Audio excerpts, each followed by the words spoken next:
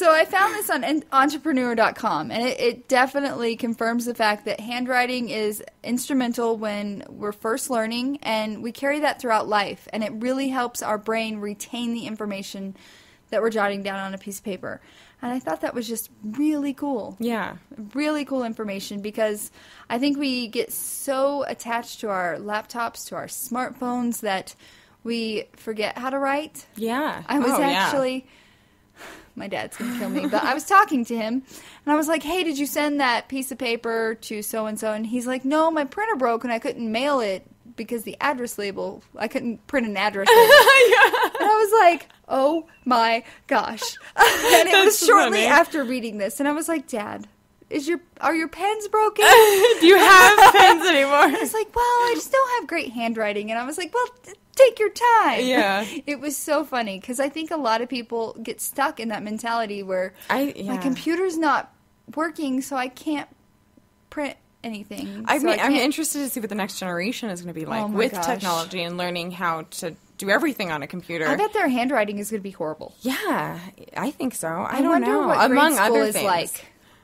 Like, do they still, do you remember having to, write cursive? Yeah, and is cursive still a thing anymore? No, I mean, depending on the school, but it's just getting weaved out. I remember being like, oh, that's not good cursive. That's not good cursive. You had to practice your cursive for, a year straight before you moved on to the next grade. Yeah. I wish they would still do that. Yeah. Yeah. Okay. You're on Facebook. I see you on Facebook. Yes. But are you addicted to Facebook? No, not like other, Pinterest. Pinterest is, yeah. I am a silly person, and I got the new iPhone 6 Plus, but I didn't get more storage than 16. Okay. And so I'm constantly having to delete apps and reinstall them as I need them, and Pinterest is one of them. I could never. See, Facebook, I'd be like, eh. For my business, I always am forgetting. I just gotta remember Facebook. Wow. I don't know what it is. That's funny. Well, I read another article that says we're in Facebook lockdown, and it's continuing. In fact, the older generation has been pulled into the Facebook world. Yes. I see that. I've seen that with all of our parents and all of our friends' parents and grandparents. So if you were to ask Steve, he's like, Facebook's not cool, because, my girlfriend at work, her 18-year-old daughter is not on Facebook. She thinks it's lame. Okay, so the next generation isn't going to like Facebook? Is that what the study is? Seeing. Okay, that's trend-wise. But in our generation and older, we're still, obsessed with it. And yeah. I see that. But I get up and I look at Facebook immediately. Oh, a notification. That means someone wants to know what's going on in my life. Yeah. So we had an entrepreneur workshop at the cottage, at the Vintage Cottage last week, and that was one thing that we talked about, was that 30-year-old women, but 30-year-old people and older love Facebook. And 29, 28, and younger are Twitter and Instagram. Yes. And that's their two means of social media. And so I am wondering if with so the next generation, they're not going to be on Facebook. But what is that next thing? Because if we're already seeing that they're not going to be geared towards it, who's going to create that and what is it going to be? And right. Because, if you look at Instagram and Twitter, it's very abbreviated. Mm-hmm. I remember when Facebook started with the status updates. Do you remember that? Yeah. Or when Facebook started, it was all about status That's updates in comparison to MySpace.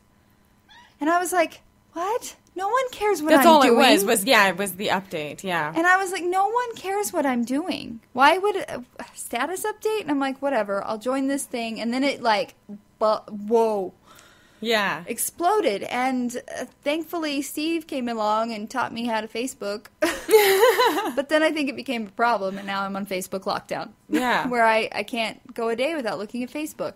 I've thought about deleting the app but then I have the podcast, and I'm like, I can't. Yeah, you gotta stay updated and post. So I'm Facebook lockdown. Yeah, I gotta get better with the business one. The personal one, I couldn't care less, But it's crazy that Facebook membership in the U.S. is holding steady with 71% of Internet users ages 18 and older.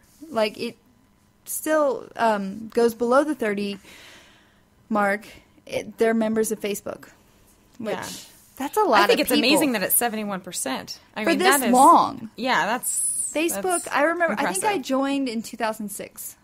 Yeah, I don't know when I remember the day I joined. My cousin was like, here, sign up for this. And I'm like, I'm already on MySpace. Yeah, I think mine was 2008, 2009, maybe. Yeah, and then I got pulled into Google Plus, but I got out of that. Have you ever? No, I've never really, yeah. I joined it, and then I'm like, what is this? I don't have time for this many. Yeah. I deleted MySpace, and then Did you ever do Vine? Yes. Yeah, Vine's fun. But I don't do a lot of videos. Yeah. And again, my phone doesn't have enough storage. Yeah, so that's... So my next iPhone will have a lot more storage than my current one. I will get like the 32 gig. Yeah. I think I got the 16 or something. Not enough. Okay. Not enough space. It's not. It is not.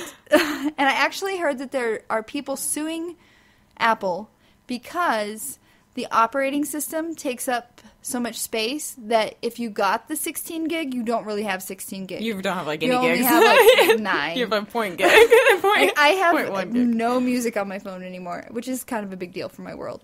Wow. So it's all on my iPad because of that. Just not enough. Yeah. So you invited me to like an entrepreneur page on Facebook. Yes, the Tell me Rosie the about this. Riveter. Thank you. Okay, so this came from the workshop that we had figured, at the yes. cottage. And so a lot of the women that came, it was such a good night. Mm-hmm. We're going to do more of them. So I think probably once a month we're going to have a women's entrepreneurial workshop at the cottage. And we're going to offer all different kinds of workshops. We're going to have a tax workshop. We're going to have like an Etsy workshop if you want to learn how to open a Etsy shop. A social media one, just tons of different workshops. We're gonna have speakers come in, and so the Rosie the Riveter page, I guess you would call it on Facebook. I'm so not good with this. My partner set it up. I'm so not good. She's like, a page. I'm like, I don't know. So so it's a page that we can go to and kind of, if you're an entrepreneur and you own a business and you just have questions or you want a support system, it's just a good, inspiring place for women to ask questions and just know that you're not alone in owning a business and trying to run a business. That is so awesome. Yeah, a lot of the women there the other night said, hey, let's have a page where we can all just stay in contact and know when the workshops are, what can be offered. And just if you have questions, you're in a tax pickle or you want to talk to somebody about That's a great expanding. idea. This time of year with taxes, yes. Yeah. Yeah, so. That's a great idea. And I immediately liked the page, and then I was like, I'm going to have to ask her about this because I don't know what I'm liking. Yeah, and you're an entrepreneur. I mean, you do the podcast, yes. and that's, yes, it's empowering to see, women just go out and do their thing, what they enjoy, so. And I love the podcast. And I love when you're on. You're so inspiring. Oh, thank you. Well, yeah, so check it. It's the Rosie the Riveter, and it's support group. I'll find it. I will find it, Entrepreneur and I will share support it. group, yes. And so, you can just comment on there and say, hey, I'm Janet. I have, a podcast, and so that everybody can come and listen. And just put your name out there to find a new audience. That's finding new clientele for everybody. I will share the link to this week's podcast on that page. Okay, that would be great because, just getting the name out there for everybody.